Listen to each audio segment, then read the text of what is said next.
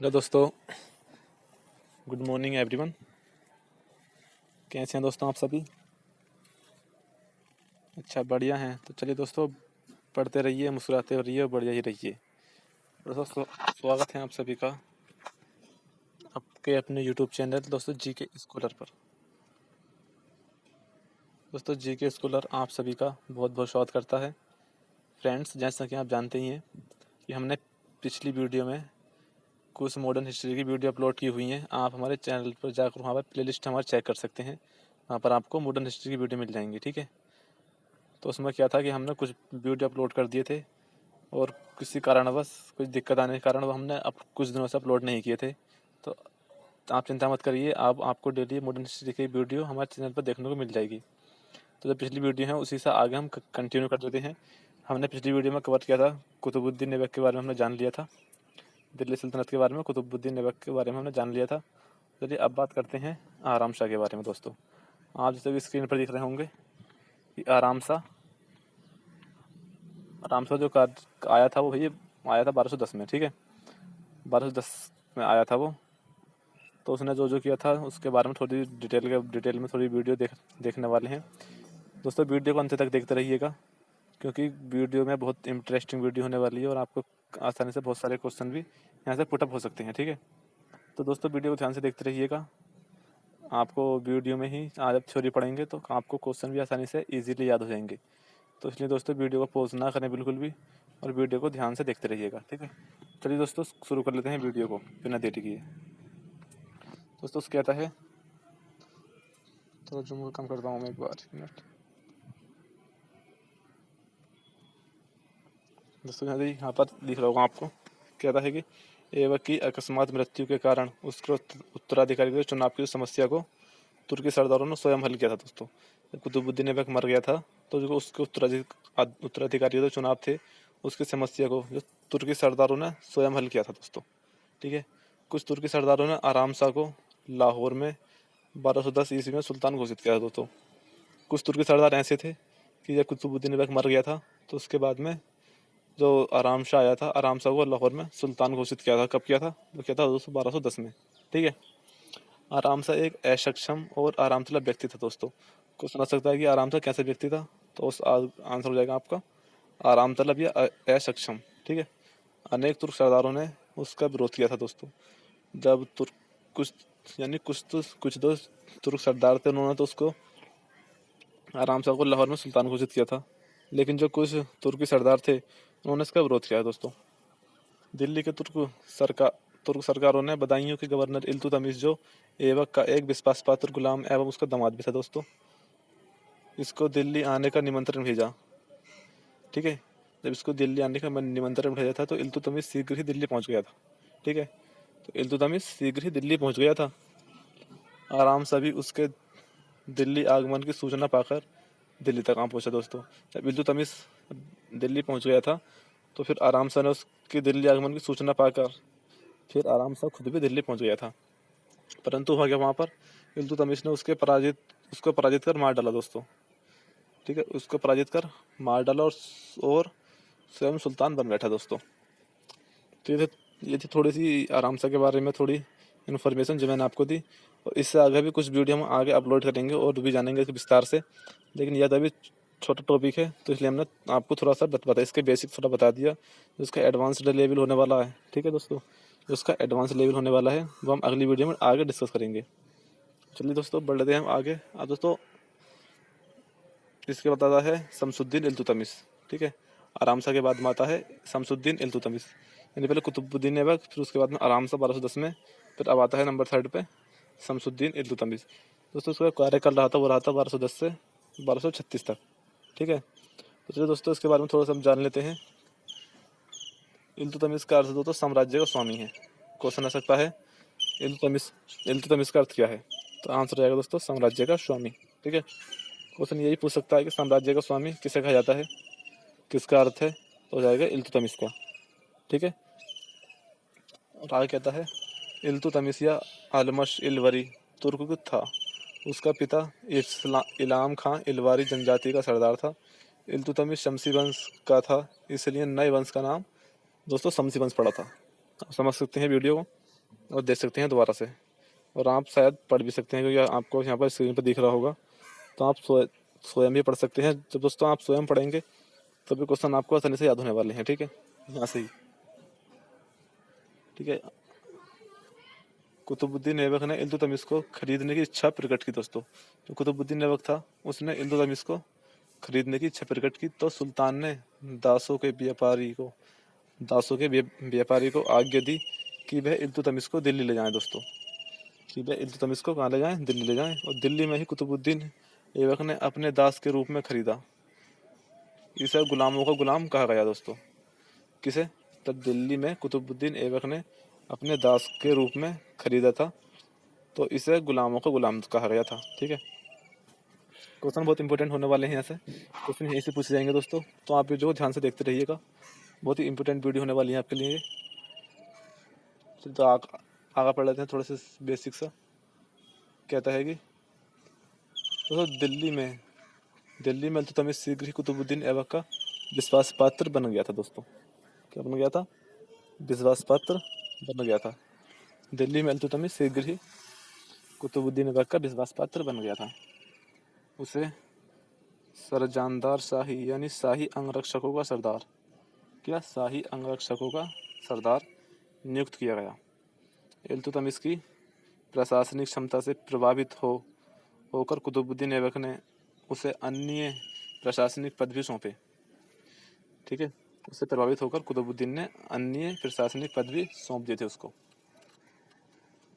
ठीक है, उसे अमीर शिकार का पद दिया गया। कौन सा पद दिया गया उसे? उसे पद दिया गया दोस्तों अमीर ए शिकार का पद दिया गया था। अब 1205 ईस्वी में इल्तुतमिश को ऐबक ने दासता से मुक्त कर दिया। 1205 में इल्तुतमिश ने ऐबक को दासता के रूप में मुक्त कर दिया। इसके बाद उसे बदायूं का प्रशासक नियुक्त किया गया। ऐबक ने अपनी एक पुत्री का विवाह भी उसके साथ कर दिया दोस्तों।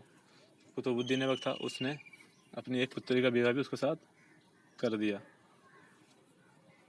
होता क्या है कि भारत में तुर्की शासन का वास्तविक संस्थापक इल्तुतमिश ही था। क्वेश्चन आ जाएगा दोस्तों, यहाँ तक क्वेश्चन पूछ सकता है कि भारत में तुर्की शासन का वास्तविक संस्थापक कौन था। ऑप्शन आ जाएगा आपका इल्तुतमिश था। कौन था? इल्तुतमिश। दिल्ली में तुर्की शासन का वास्तविक संस्थापक कौन था? ऑप्शन आएगा दोस्तों कौन था? इल्तुतमिश। ठीक है, भारत में मुस्लिम प्रभुसत्ता का वास्तविक शुभारंभ इल्तुतमिश से ही होता है दोस्तों। किससे होता है? इल्तुतमिश से ही होता है इसका शुभारंभ। ठीक है, आगे देख लेते हैं आगे क्या होता है। इसका शुभारंभ इल्तुतमिश से होता है। फिर उसके बाद क्या होता है? इसने कुतुब मीनार को बनवा कर पूरा किया दोस्तों। क्वेश्चन आ सकता है कि कुतुब मीनार को किसने पूरा करवाया। आपको ऑप्शन होगा इल्तुतमिश ने पूरा कराया था। किसने? इल्तुतमिश ने पूरी कराई थी कुतुब मीनार को। ठीक है, पूरा किया और राज्य का सुदृढ़ व स्थिर बनाया। इल्तुतमिश ने इक्ता व्यवस्था शुरू की। क्वेश्चन आ सकता है कि इल्तुतमिश ने कौन सी व्यवस्था शुरू की। ठीक है, तो क्वेश्चन आ जाएगा इक्ता। कौन सी व्यवस्था शुरू की थी? इक्ता। ठीक है, इसके अंतर्गत सभी सैनिकों व गैर सैनिक अधिकारियों को नगद वेतन के बदले भूमि प्रदान की जाती थी दोस्तों। इसके अंतर्गत सभी सैनिकों व गैर सैनिक अधिकारियों को नगद वेतन के बदले में इसको वेतन न देकर के यानी पैसे न देकर के उसको भूमि दी जाती थी। ठीक है, भूमि भी दी जाती थी। इक्ता एक अरबी शब्द है। ठीक है, क्वेश्चन बहुत ज़्यादा पूछा गया है तो बहुत इंपॉर्टेंट क्वेश्चन बन सकता है कि इक्ता किस भाषा का शब्द है। ठीक है दोस्तों, क्वेश्चन आ सकता है यहाँ से आपका कि इक्ता किस भाषा का शब्द है। तो इक्ता कौन सी भाषा का शब्द है? अरबी भाषा का शब्द है। एक किस भाषा का है? अरबी का। और जिसका अर्थ क्या है? भूमि दोस्तों। इक्ता का मतलब क्या है? भूमि है, और जो एक अरबी भाषा का शब्द है।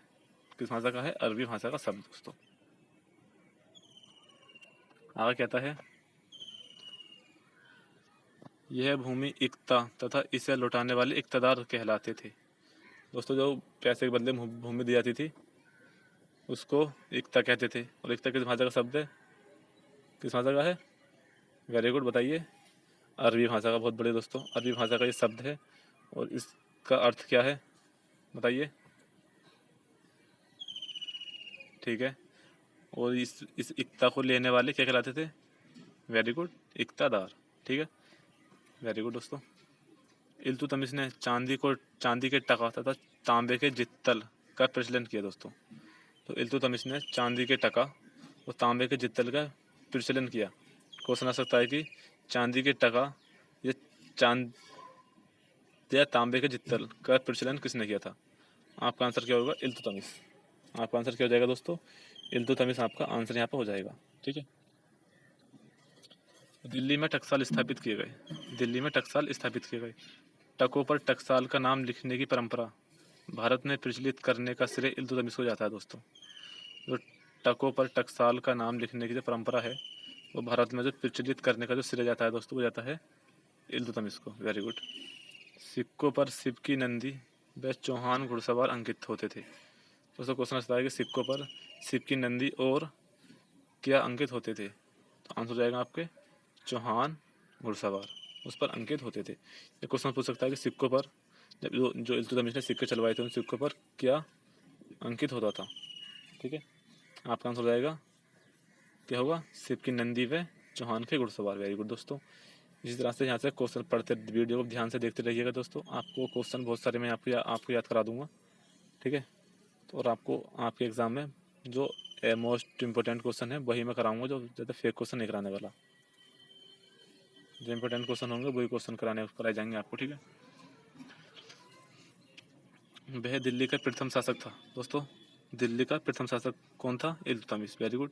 जिसे सुल्तान उपाधि धारण कर स्वतंत्रता सल्तनत 18 फरवरी 1229 को स्थापित किया गया।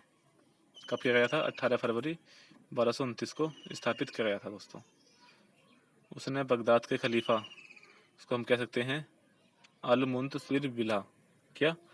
अल-मुंतसिर बिल्ला से मान्यता प्राप्त की और ऐसा करने वाला वह प्रथम मुस्लिम शासक बना। कौन बना था? प्रथम मुस्लिम शासक बन गया था ऐसा करने वाला वो। ठीक है, फिर क्या होता? फिर आगे चलकर उसने 40 योग्य तुर्क सरदारों के एक दल चालीसा, कौन सा दल था? एक चालीसा दल था जिसको हम कहते हैं चहलगामी। ठीक है, का गठन किया। किसका गठन किया था? एक दल चालीसा जिसे हम कह सकते हैं चहलगानी का गठन किया, जिसने इल्तुतमिश की सफलताओं में अपना महत्वपूर्ण योगदान दिया दोस्तों। जिसने इल्तुतमिश की सफलताओं में अपना महत्वपूर्ण योगदान दिया। 1221 ईस्वी में चंगेज खां के नेतृत्व में मंगोल सेना ख्वारिज़म के राजकुमार जलालुद्दीन मंगवरानी का पीछा करते हुए दिल्ली की सीमा तक आ पहुंचती थी, लेकिन इल्तुतमिश ने मंगवरानी को शरण देने से मना करके चतुराईपूर्वक दिल्ली को मंगोलों के आक्रमण से बचा लिया। ठीक है दोस्तों, और यहाँ से आप ध्यान से देखना चाहें तो यहाँ से आपको 2 से 3 क्वेश्चन मिल जाते हैं बहुत आसानी से। अगर आप हर बार मैं नहीं बताने वाला दोस्तों अब आपको, और आपको अब खुद क्वेश्चन निकालने पड़ेंगे तभी आपको आसानी से याद होने वाले हैं। अगर मैं बताऊँगा तो उसका कोई फ़ायदा नहीं है। आप थोड़ा दिमाग लगाइएगा, यहाँ से क्वेश्चन छाँटने की कोशिश कीजिएगा दोस्तों। ठीक है, और यहाँ से बहुत सारे क्वेश्चन आपके उठ सकते हैं जो एग्ज़ाम में आते हैं दोस्तों। क्वेश्चन ज़्यादा कोई बाहर से नहीं आता है, क्वेश्चन जो पूछा जाएगा वो इसी में से पूछा जाएगा। कोई अदर क्वेश्चन नहीं आने वाला यहाँ से, जो आपको करा रहा हूँ सिर्फ इसी में से ही आएगा। ठीक है, क्वेश्चन पूछेगा तो इसमें से।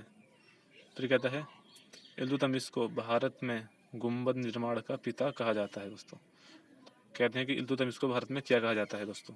क्वेश्चन आ सकता है कि जो सिंपल था, मैं आपको बता रहा हूँ इसलिए कि इल्तुतमिश को भारत में क्या कहा जाता था। तो गुंबद निर्माण का पिता। क्वेश्चन आ सकता है गुंबद निर्माण का पिता किसे कहा जाता है, यानी भारत में जो गुंबद निर्माण का जो पिता कहा जाता है वो किसे कहा जाता है? तो आपका आंसर हो जाएगा दोस्तों इल्तुतमिश को। ठीक है, किसे कहा जाता है? इल्तुतमिश को कहा जाता है वो। उसने सुल्तानगढ़ी मकबरा अपने पुत्र नसीरुद्दीन महमूद की कब्र पर निर्मित करवाया दोस्तों। जो उसने सुल्तानगढ़ी मकबरा जो था उसने अपने पुत्र नसीरुद्दीन महमूद की कब्र पर निर्मित करवाया था। यह भारत का प्रथम मकबरा था। इसको स्थापित करने का श्रेय इल्तुतमिश को जाता है दोस्तों। किसे जाता है? इल्तुतमिश को दोस्तों जाता है इसका श्रेय। आगे कहता है मोहम्मद गोरी के नाम पर मदरसा ए मुइज्जी यानी मदरसा ए मुइज्जी दिल्ली में बनवाया दोस्तों। मोहम्मद गोरी के नाम पर मदरसा ए मुइज्जा दिल्ली में बनवाया गया। ठीक, आगे कहता है